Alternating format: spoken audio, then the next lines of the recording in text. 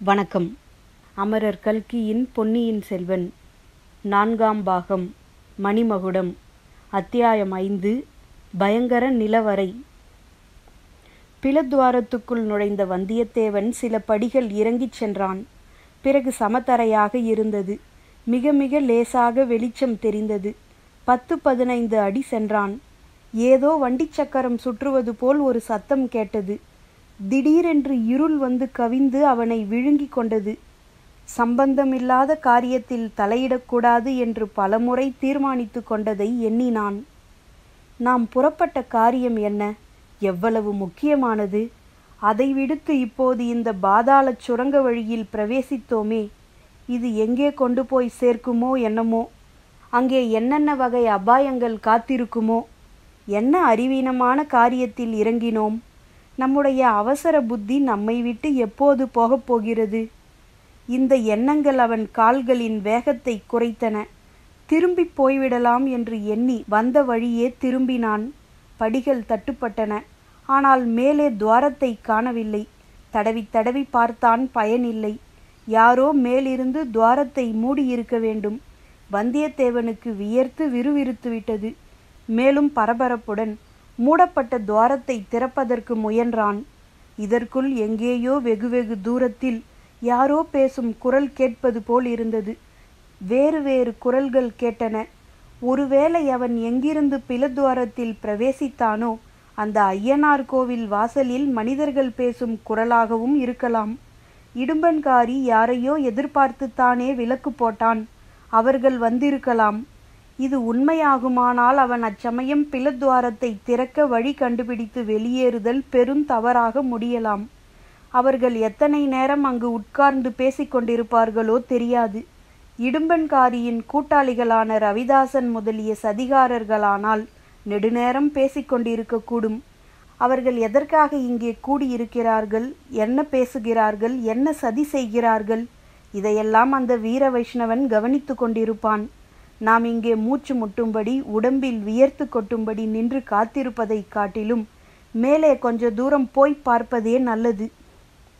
துணிந்து இறங்கியது இறங்கியாகிவிட்டது. இந்த சுரங்க வழி எங்கேதான் போகிறது என்பதை கண்டுபிடிப்பது மேலல்லவா? இவ்வாறு முடிவு கட்டிக்கொண்டு வந்தியத்தேவன் பின்வைத்த காலை மறுபடி முன்வைத்து நடந்து செல்லத் தொடங்கினான். கீழே சமதரை என்றாலும் முண்டும் முரடுமாக இருந்தது. பாறையை குடைந்து எடுத்து அந்த பாதாள வழியை அமைத்திருக்க வேண்டும். அந்த வழி எங்கே போய் சேரும் என்று அவன் மனத்தில் ஓர் உத்தேசம் தோன்றியிருந்தது. அநேகமாக அது கடம்பூர் சம்புவரையர் மாளிகைக்குள் போய் முடிய வேண்டும். அந்த மாளிகையில் எங்கே போய் முடிகிறதோ என்னமோ. ஒருவேளை பொக்கிஷ அறையில் முடியலாம், அல்லது அரண்மனை பெண்டிர்கள் வாசம் செய்யும் அந்தப்புரத்தில் முடியலாம். அரசர்களும் சிற்றரசர்களும் வசிக்கும் அரண்மனைகளில் இருந்து அத்தகைய சுரங்கப்பாதைகள் இருக்கும் என்பது அவன் அறிந்த விஷயந்தான். ஏதாவது பேரபாயம் நேரும் காலங்களில் அரண்மனையிலிருந்து ஓடி தப்பிக்க வேண்டிய சந்தர்ப்பம் நேர்ந்தால் அத்தகைய பாதைகளை உபயோகிப்பார்கள். அரண்மனை பெண்டிரை அப்புறப்படுத்துவது அவசியமாதலால் அத்தகைய பாதைகள் அந்தப்புரத்தில் சாதாரணமாக முடிவதுண்டு. முக்கியமான பொக்கிஷங்களை எடுத்து கொண்டு போவதும் அவசியமாதலால் பொக்கிஷ நிலவரை மூலமாகவும் அந்த வழிகள் போவது வழக்கம். இந்த வழி எங்கே போய் முடிகிறதோ என்னமோ. இடும்பன்காரி இவ்வழியாக வந்து வெளியேறி இருப்பதால் அநேகமாக பொக்கிஷ அறையில்தான் போய் முடியும். பெரிய பழுவேட்டரையரின் பொக்கிஷங்களை அவர் அறியாமல் இளையராணி மூலம் இச்சதிகாரர்கள் சூறையிடுவது போல் சம்புவரையரின் பொக்கிஷத்தையும் கொள்ளையிட திட்டம் போட்டிருக்கிறார்கள் போலும். ஆதித்த கரிகாலரும் மற்றவர்களும் விருந்தாளிகளாக வரவிருக்கும் இந்த சந்தர்ப்பத்தில் இவர்கள் இம்மாதிரி காரியத்தில் பிரவேசிப்பதன் காரணம் என்ன? ஒருவேளை வேறு நோக்கம் ஏதேனும் இருக்க முடியுமா? திருப்புறம்பயம் பள்ளிப்படை காட்டில் பார்த்ததும் கேட்டதும் வந்தியத்தேவனுக்கு நினைவு வந்தன. பழுவூர் ராணியிடம் இருந்த மீன் அடையாளம் பொறித்த நீண்ட வாள் அவன் கண்முன்னே வந்து ஒரு கணம் ஜொலித்தது. வந்தியத்தேவனுக்கு உடம்பு சிலிர்த்தது. பொக்கிஷத்தை கொள்ளையிடுவதை காட்டிலும் இன்னும் பயங்கரமான நோக்கம் இவர்கள் வைத்திருந்தாலும் வைத்திருக்கலாம். இந்த வழி எங்கே போகிறதென்பதை நிச்சயமாக தெரிந்து கொண்டால் அவர்களுடைய கொடிய நோக்கம் நிறைவேறாமல் தடுப்பதற்கு பயன்பட்டாலும் படலாம். சுரங்க வழியில் நடக்க ஆரம்பித்து சில நிமிஷ நேரம்தான் உண்மையில் ஆயிற்று. ஆனாலும் இருண்ட வழியாயிருந்தபடியால் நெடுநேரமாக தோன்றியது. காற்றுப்போக்கு இல்லாதபடியால் மூச்சு திணறியது. மேலும் வியர்த்து கொட்டியது. ஐயனார் கோவிலிலிருந்து கடம்பூர் மாளிகை எவ்வளவு தூரம் என்று எண்ணிய போது அவனுக்கு முதலில் மலைப்பாயிருந்தது.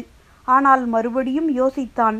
மாளிகையின் முன்வாசலிலிருந்து வளைந்தும் சுற்றியும் சென்ற தெருக்களின் வழியாகவும் பின்னர் காட்டுப்பாதைகளின் வழியாகவும் வந்தபடியால் அவ்வளவு தூரமாக தெரிந்தது.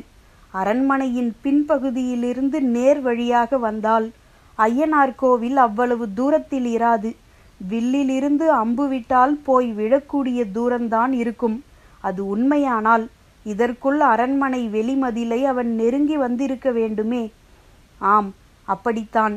மேலே எங்கிருந்தோ திடீரென்று வந்தியத்தேவன் மேல் குளிர்ந்த காற்று குப்பென்று அடித்தது. வியர்த்து விறுவிறுத்து மூர்ச்சையடையும் நிலைக்கு வந்திருந்த வந்தியத்தேவனுக்கு அந்த காற்று புத்துயிர் தந்தது. அண்ணாந்து பார்த்தான். உயரத்தில் வெகு தூரத்தில் சிறிது வெளிச்சம் தெரிந்தது. பேச்சு குரல்களும் கேட்டன. மதில் சுவரின் மேல் ஆங்காங்கு வீரர்கள் இருந்து காவல் புரிவதற்காக அமைத்த கொத்தளங்களில் அது ஒன்றாக இருக்க வேண்டும். அதன் வழியாக சுரங்கப்பாதையில் காற்று புகுவதற்கு ஏற்பாடு செய்திருக்க வேண்டும். ஆனால் காற்றுத்தான் புகலாமே தவிர மனிதர்கள் கீழே இறங்குவதற்கோ மேலே ஏறுவதற்கோ அங்கே வசதி ஒன்றுமில்லை என்பதையும் வந்தியத்தேவன் கண்டான். கடம்பூர் அரண்மனைக்குள் புகுந்தாகிவிட்டதென்ற எண்ணமும் மேலிருந்து வந்து அவன் மீது அடித்த குளிர்ந்த காற்றும் அவனுக்கு புத்துயிரை அளித்து புதிய உற்சாகத்தை உண்டு பண்ணின. சுரங்கப்பாதை போய்ச் சேரும் இடம் இனி சமீபத்திலேதான் இருக்கும். அது பொக்கிஷ நிலவரையாயிருக்குமா? பெரிய பழுவேட்டரையரை போல் சம்புவரையரும் ஏராளமான முத்தும் பவளமும் இரத்தினமும் வைரமும் தங்க நாணயங்களும் சேர்த்து வைத்திருப்பாரா? அங்கே பார்த்தது போல் இங்கேயும் அந்த ஐஸ்வர்ய குவியல்களுக்கிடையில் செத்த மனிதனின் எலும்புக்கூடு கிடக்குமா? தங்க நாணயங்களின் பேரில் சிலந்தி வலை கட்டியிருக்குமா? இம்மாதிரி எண்ணிக்கொண்டே போன வந்தியத்தேவன் காலில் ஏதோ தட்டுப்பட்டு திடுக்கிட்டான். அப்புறம் அது படிக்கட்டு என்று தெரிந்து தைரியமடைந்தான். ஆம், அந்த படிக்கட்டில் ஏறியானதும் பொக்கிஷ நிலவரையை காணப்போவது நிச்சயம். இல்லாவிட்டால் பெண்கள் வசிக்கும் அந்தப்புறமாயிருக்கலாம். அப்படியானால் தன்பாடு ஆபத்துதான். ஆ, கந்தமாறன் தங்கை மணிமேகலை, அந்த கருநிறத்து அழகி அங்கே இருப்பாள். ஒரு சமயம் அவளை மணந்து கொள்ளும் யோசனை தனக்கு இருந்ததை நினைத்த போது வந்தியத்தேவன் புன்னகை பூத்தான். அந்த புன்னகையை பார்த்து மகிழ அங்கு யாரும் இல்லைதான். ஒருவேளை அந்த புறத்து மாதர் அலங்கோலமாக இருக்கும் சமயத்தில் திடீரென்று அவர்களிடையே தான் தோன்றினால்? இதை நினைக்க அவனுக்கு சிரிப்பே வந்துவிட்டது. சிரித்த மறுகணமே அவனுடைய உடம்பின் இரத்தம் உறைந்து இதயத் துடிப்பு நின்று கண் விழிகள் பிதுங்கும்படியான பயங்கர தோற்றத்தை அவன் கண்டான். படிக்கட்டில் ஏறினான் அல்லவா? மேல் படியில் கால் வைத்ததும் இனி ஏறுவதற்கு படியில்லை என்று உணர்ந்து நாம் எங்கே வந்திருக்கிறோம் என்பதை அறிந்து கொள்ள சுற்றுமுற்றும் பார்த்தான். 100 கொல்லிக்கண்கள் அவனை உற்று பார்த்தன. அந்த கண்கள் எல்லாம் பயங்கரமான காட்டு மிருகங்களின் கண்கள். முதலில் ஏற்பட்ட பீதியில் வந்த வழியே திரும்பிவிட எத்தனித்தான். ஆனால் பின்னால் வழியை காணோம். மேற்படியில் அவன் கால் வைத்ததும் பின்னால் ஏதோ சத்தம் கேட்டது. சுரங்க வழி தானாக மூடிக்கொண்டு விட்டது போலும். ஆனால் இது என்ன கோர பயங்கரம்! இவ்வளவு காட்டு மிருகங்களும் தனக்காக இங்கே காத்திருக்கின்றனவே. வேங்கை புலிகள், சிறுத்தைகள், சிங்கங்கள், கரடிகள், காட்டு எருமைகள், ஓநாய்கள், நரிகள், காண்டாமிருகங்கள், அதோ 2 யானைகள், எல்லாம் தன்மீது பாய்வதற்கல்லவா ஆயத்தமாக இருக்கின்றன. ஏன் இன்னும் பாயவில்லை? அதோ அவ்வளவு பிரம்மாண்டமான பருந்து! ஐயோ, அந்த ராட்சத ஆந்தை! ஆள் விழுங்கி வௌவால்! தான் காண்பது கனவா அல்லது இது என்ன? இங்கே ஒரு முதலை கிடக்கிறதே.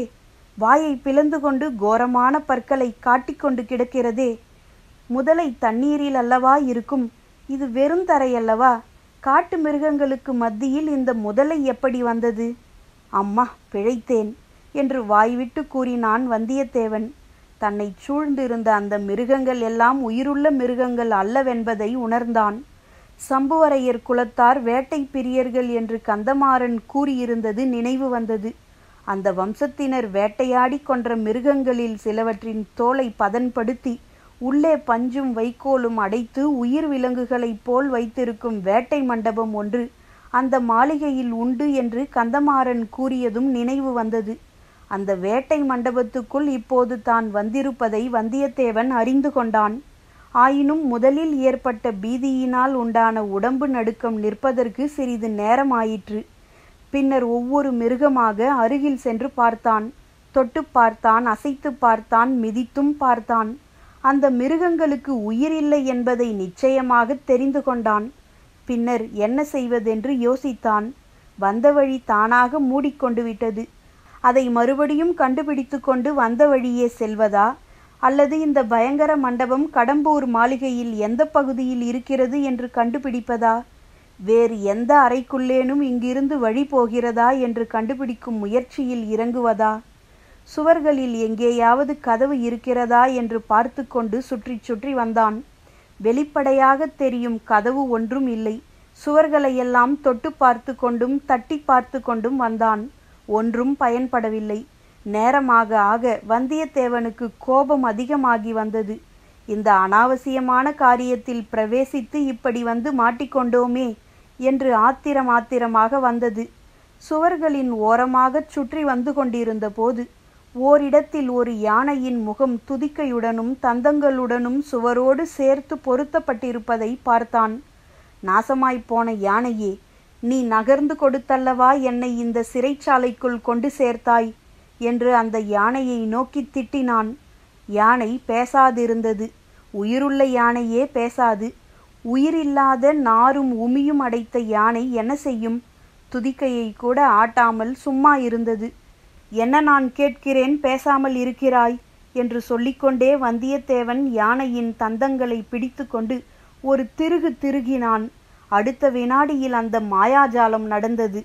தந்தத்தை திருகியதும் சுவரோடு ஒட்டியிருந்த யானையின் காது அசைந்தது. அசைந்தது மட்டுமல்ல, மடங்கி நகர்ந்து கொடுத்தது. அங்கே சுவரில் ஒரு பெரிய துவாரம் தெரிந்தது. அடங்கா வியப்புடன் வந்தியத்தேவன் அந்த துவாரத்துக்கு அருகில் முகத்தை நீட்டி எட்டி பார்த்தான். பார்த்த இடத்தில் ஒரு பெண்ணின் முகம் தெரிந்தது. அது ஓர் இளம் பெண்ணின் முகம். கரிய நிறத்து அழகிய பெண்ணின் முகம். அந்த முகத்தில் இருந்த பெரிய கண்கள் இரண்டும் விரிந்து விழித்து கொண்டிருந்தன. ஆச்சரியம், ஆச்சரியம்! அந்த பெண்ணின் முகத்துக்கு அருகில் வந்தியத்தேவன் தன்னுடைய முகத்தையும் கண்டான். ஒரு பெண்ணுக்கு அவள் காதலன் முத்தம் கொடுக்க எத்தனித்தால் எப்படி முகத்தை அருகில் கொண்டு போவானோ, அந்த நிலையில் வந்தியத்தேவன் தன் முகத்தையும் அந்த பெண்ணின் முகத்தையும் பார்த்தான். ஏற்கனவே அகன்று விழித்து கொண்டிருந்த அப்பெண்ணின் கண்கள் இப்போது இன்னும் அகலமாக விரிந்து சொல்ல முடியாத வியப்பை காட்டின. வியப்புடன் சிறிது பயமும் அப்பார்வையில் பிரதிபலித்தது. ஒரு கணம் அந்த பெண்முகம் அப்படி பார்த்து கொண்டிருந்தது. அடுத்த கணம் அவள் தன் சக்கச் சிவந்த இதழ்களை குவித்து கூ என்று சத்தமிட்டாள். வந்தியத்தேவனை திடீரென்று திகில் பற்றி கொண்டது. அந்த திகிலில் யானை தந்தத்தில் இருந்து தன்னுடைய கைகளை எடுத்தான். அடுத்த கணத்தில் யானை யானையாகவும் சுவர் சுவராகவும் நின்றது. துவாரத்தையும் காணோம், பெண்ணையும் காணோம். சில்வண்டுகள் ரீங்காரம் போல் காதை துளைத்த கூ என்ற அந்த பெண்ணின் குரலும் கேட்கவில்லை. வந்தியத்தேவனுடைய நெஞ்சு படபடப்பு அடங்க சிறிது நேரமாயிற்று. தான் கண்ட தோற்றத்தை பற்றி அவன் சிந்தனையில் ஆழ்ந்தான்.